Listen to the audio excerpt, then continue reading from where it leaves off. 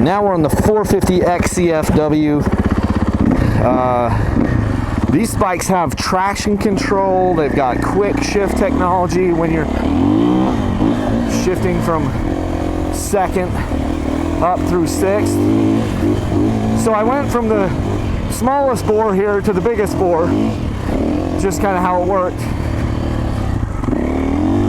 Just kind of get warmed up for a second on this grass track out here. Not that I'm not warm, I'm warm. Get the bike warm, kind of get the feel of it a little bit. At 150, I had to really clutch it out of these corners. As you can imagine, no clutching needed here on the 450. Just trying to keep the front wheel down on this sucker.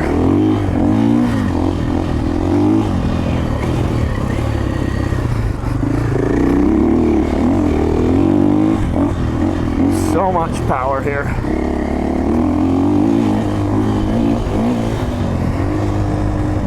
Let's go try the woods track for a sec.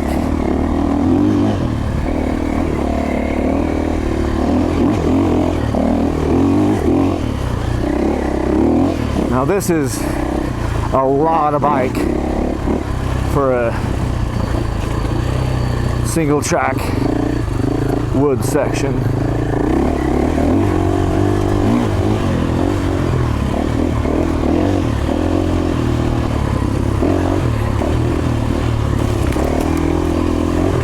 I didn't purposely go from the lightest bike to the heaviest bike.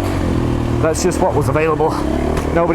They've got like 12 bikes out here for us to ride, different models. And nobody was grabbing the 450. So I decided to show her some love. This little event was about a month ago now as I record this, and yeah, just some thoughts about these bikes. So obviously the 450XCF-W is not a bike that's super well suited for this type of terrain, but one thing that was pretty cool is I was riding this, especially here in the woods, in the softer map, and on the 4-strokes, the map switch actually sometimes does make sense, especially on a bigger bike like this. Because it just sort of tames the motor down. The map switches, in my opinion, seem to work better on 4-strokes than 2-strokes. On a 2-stroke, I just feel like the softer maps just kind of make the bike run like crap. Whereas this map, and I've seen it happen on like the Yamaha 450FX that I had, the maps you can actually make some pretty good changes. And I think that soon on these KTMs, I can't remember who I was reading it for, if it was KTM or one of the other manufacturers, maybe it was Honda. They're going to make it so it's tunable by your phone, similar to the way that the Yamahas are. I'm like, come on, guys. Everybody needs to get on with this and allow us to tune it. But suffice it to say, running this bike through the woods in the softer map was better than running on the harder map. I did try that.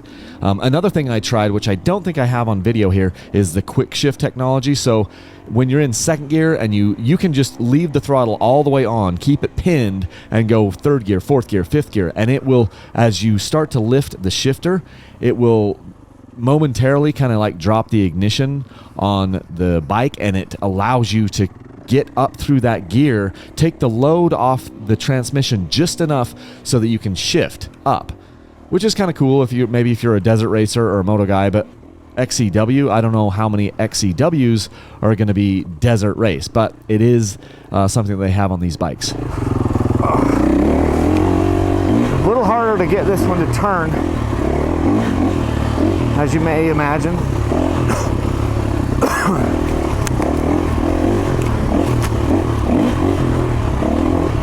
Not quite as agile.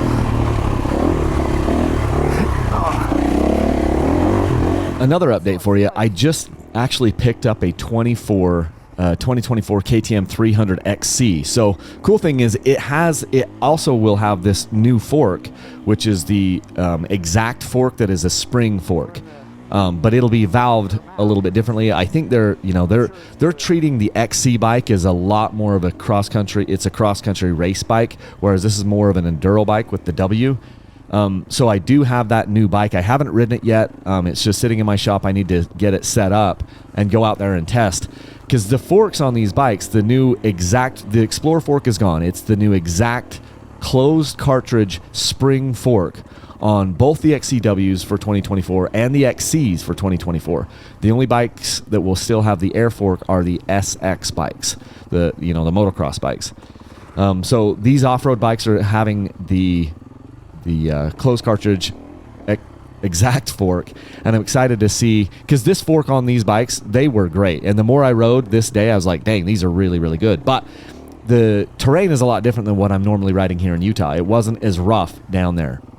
You can see a couple of spots where I'm hitting some roots and things, but there were no rocks.